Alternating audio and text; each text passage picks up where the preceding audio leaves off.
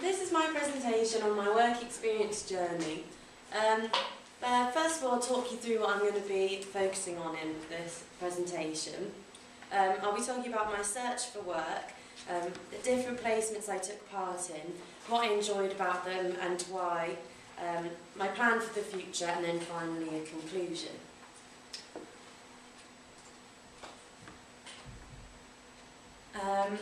So for my search for work experience, I started off contacting stations. I did this by finding their emails online or their phone numbers online, contacting them and constantly checking my emails to make sure I would be able to reply promptly if they had contacted me. It's also important to persevere. If I didn't hear back from anyone, I would keep trying. For example, some will ignore an email, so it's good to give them a call as well so that you can talk to them. Also, it's important to make sure you have a good CV and keep it regularly updated with all of the work you've done. I also write a blog which I update regularly with my progress in radio and a few other media-based subjects, which is also helpful when applying for work experience because you can send it to the employer so they can see what you're about. The first work experience I did was at Aspire Radio. This is the student radio station here. We started off with doing lectures on how to work in the studio, for example, like Ofcom rules, the technical side of production and things like that. I started off by creating and presenting shows with friends. This was good for my confidence because before starting the course I'd never actually been on air before, so it was nice to work with your friends so you wouldn't feel uncomfortable asking any questions if you were unsure of what you were doing. Also, the lecturers are always on hand to help, so you've always got someone professional to ask if you are really stuck on something. Also, there's a lot less pressure for beginners because there's not that many listeners, which initially is quite a good thing because you don't feel a lot of pressure when presenting your shows. This also encourages you to promote your own shows on Twitter and Facebook and stuff, because if you really want to get your listeners up, you have to let people know about it. We also had assignments such as creating radio dramas and features and the Newsdays assignment, which was also good for increasing my confidence on the technical side because I wasn't very confident on production really. So the relaxed atmosphere at Aspire was really good for when you're feeling unconfident on air, and you can always ask your lecturers or peers when they're around. I then got some work experience at Fantasy Radio. It's a community radio station that's based in Devizes in Wiltshire. Community radio means it serves geographical communities and works on a not-for-profit basis, so it's focused on broadcasting specific social benefits to that particular community. This radio station, Fantasy, broadcasts to its relevant area, which is Devizes. For example, the strapline is all about Devizes, so they broadcast local news, information, things about local music and bands and local events, so it's all about that particular area. And I got this work experience by contacting Phil Dawson, who is the station manager, and I contacted him by email, and then about a week later he rang me. So we had a chat on the phone so you could see what I was interested in and what I wanted to do.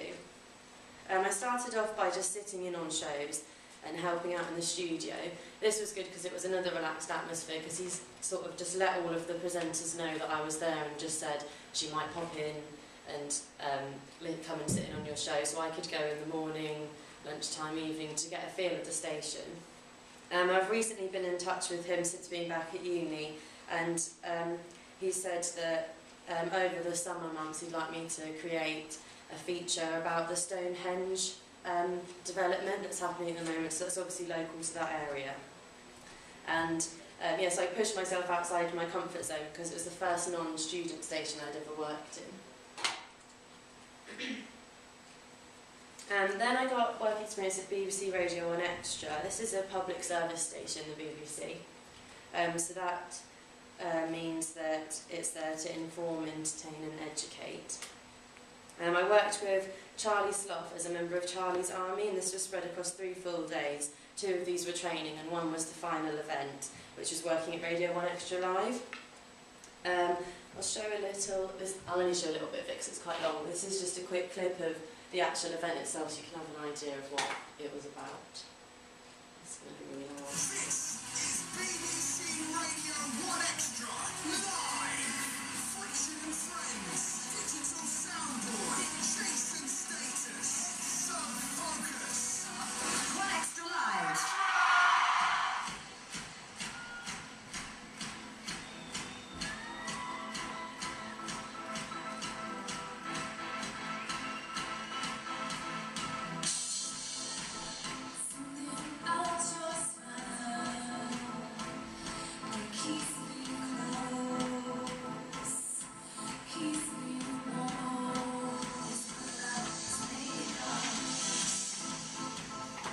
That's just a little clip of the actual event, so it's quite like a big audience, a lot of people and a lot of work goes into it. As you can see, there's also a lot of big names there, like K2B, Jason Status, working with like Mr. Jam and Charlie Sloth. So this is a good experience because you learn to sort of stay calm and professional around these big names, because if you were going to work in radio, you would probably come across big names and be a bit starstruck, but you have got to try and sort of, it teaches you to not just be like, oh my god, just tell yourself. You're just like, hello, nice to meet you, rather than being a bit crazy, which is quite difficult at times. It also pushed my confidence a lot because I had the opportunity to speak on air to quite a big audience, because obviously it's the BBC, so it's a huge audience. We were also asked to create features to be used on Charlie Sloth's show. Again, because it's such a big station, there's a lot of pressure to work harder and impress them. On the final night I worked on the marketing team. This broadened my options and my skills a lot more because I got the chance to learn new things and gain an insight into a different area of media outside of radio, because although it was still 1 Extra Live, I was working with people that were working on like the visual effects, like the back of the stage when all the lights come up and things like that, so it was sort of an eye-opener into other areas of media. You get to learn what goes on behind the scenes, and working in such a high pressure and busy environment, you have to make sure you're always on hand to help, constantly offering to help with your team.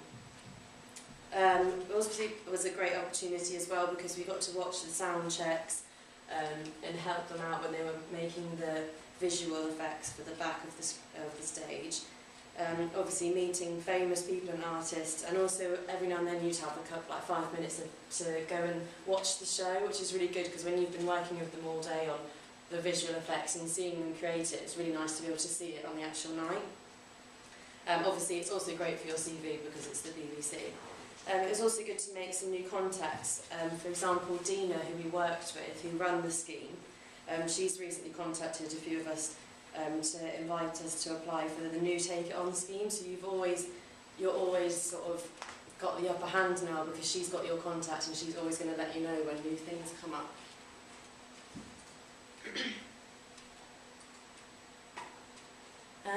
The next work experience I had was Nerve Online, the internet radio. This is the student station at Bournemouth University.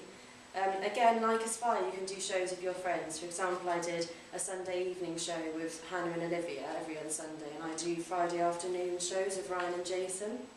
On Ryan's show, I do write the showbiz news, and then at the end I present it and sort of contribute to the show throughout. And then once I've done the showbiz news, I then write it up properly and put it on my blog. So it's obviously another good thing to add onto my blog to show that I've done that. With the show with Hannah and Olivia, that was more music based, and it had more opportunity to present throughout the show because we all sort of had an equal impact on the show. Another good thing about Nerve is you get to choose what you want your show to be about, and you can showcase both your presenting and producing talents in the way that you want. Also, you can increase your skills in a relaxed atmosphere again, and when you're working with your friends, you feel comfortable to ask any questions. Like on Aspire, you have to promote your own shows on Twitter and Facebook, and it's quite an enjoyable thing to do because every week you can see the amount of listeners you're getting going up every week, which is quite an exciting thing to do. I'm just going to do a quick link of me reading the showbiz news, and just to give an example of because it's quite... Yeah, only a quick one, and it's just to show you, just to show to you how like relaxed it is and how you can have a lot of fun with it. So this is a good thing to do. Hi guys, at all, but I've been a bit like this. Oh, you get like an Yes. So you. Colin, is he? Grandma Daisy. Hi, how are you? That's me. I'm opening you to the show. Welcome to the show. Welcome to Matt. Team, how are you? I'm good, thanks. You're good. How are you? I'm very good. Now you're here with all the showbiz and entertainment guru stuff, aren't you? I am, yes. So you're going to tell all the listeners and me and Jason what has been going on in the world of showbiz this week. Okay, so tell me what's been going on. Well, first of all, Perry Edwards from Little Mix and Zayn Malik, is that how you say it? Zayn Malik, yeah, I think so. From One Direction have revealed some inside info on their wedding plans. Wow, what's this? They've revealed that it's going to be a British wedding because Perry gets homesick. Do you think they'll get married in Scarborough? I don't know why. I don't know, I'm just wondering. Well, that might be a possibility. Probably a pretty slim chance, but... I think it might be in Croydon. Croydon? Whoa, don't judge Croydon, Jason. I was born there! Really? Yeah. Wow. Yeah, so that's just a little example of how it's more fun because it's a good way to like get comfortable in radio because you're not, there's not a boss there saying you have to work on this, you have to do this. You get to just sort of showcase your skills how you want to and have fun with it at the same time. After this, I've recently been doing Nerve FM because they do 2 weeks at a time of FM every now and then. And this has been with Ryan and Jason as well, but this is from 8 AM till 10 AM every morning for 2 weeks. I've been presenting the showbiz news on this as well. A good thing about being FM is there's a wider potential audience as people can almost like accidentally end up on your station, and if they like what you hear they're going to stay on there. So you're constantly trying to make it really interesting to listen to so people will stay. Also it's a challenge to come up with ideas for a show every day because obviously when I'm doing showbiz news once a week there's a lot to come up with, and on this we've had to there's a lot more pressure to come up with new things all the time. For example, I've been doing showbiz quizzes instead of showbiz news when there's not much news and things like that, so you've got to sort of think on your feet a bit and come up with new things every day. And again, you're promoting your show regularly on Twitter and Facebook. I've also just started working for Fire Radio, which is a commercial station in Bournemouth. So that means it's a station that's supported by advertisement and works for profit and is mostly talk or music-based shows. I got this because Joe Fresh came for a guest lecture at the college, and afterwards I asked for his email address and contacted him. I sent him a link to my blog so that he could have a look at what I was interested in and the sort of radio I liked. I've recently been sitting in on his show, so this has been nighttime radio. His show's called Urban Fire, so it's obviously a lot different to daytime radio. Obviously it's going to be a lot different to what I was listening to on Fantasy and things like that. So it's good to have a good insight into like a broader area of radio. He's also recently put me in touch with the Drive Time presenter, Lewis Davies, so I can continue work with him as well, because he feels after looking at my blog, he's picked up on the fact I'm more interested in daytime and like talk radio, obviously with my celebrity gossip and things like that.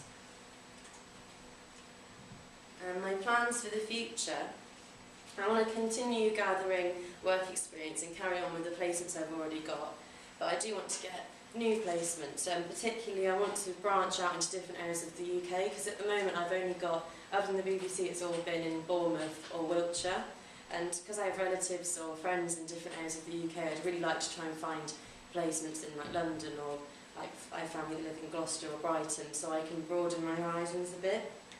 I obviously want to continue increasing my contacts, because that's really important in radio, and continue expanding my ability, especially in production, as out of all the things I've done, that's probably the thing I'm the least confident in, because I've done quite a lot of presenting, but not much of the technical side of things.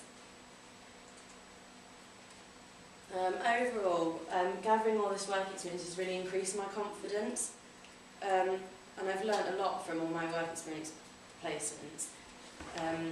Presenting was something I was usually quite wary of and is now one of my favourite things to do. It's good to have a broad range of work experience so you can get a feel of the professional industry, which was really helpful for me. And I've learned to make myself useful to a station and ask lots of questions where possible, so you can learn as much as you can when you're there. And always offer lots of help, so you're not just there as a burden, they actually want you there because you're really helping them out. Also, I've learned that it's definitely important to persevere when trying to get work at stations, because not all stations really are looking for you. You've got to sort of go to them, because they won't realise they want anyone until you're there and you say, this is what I've got, I can offer you this, and then they're more likely to take you on. No one's going to come out and just ask for you in particular. That's my references. Oh no. Does anyone have any questions?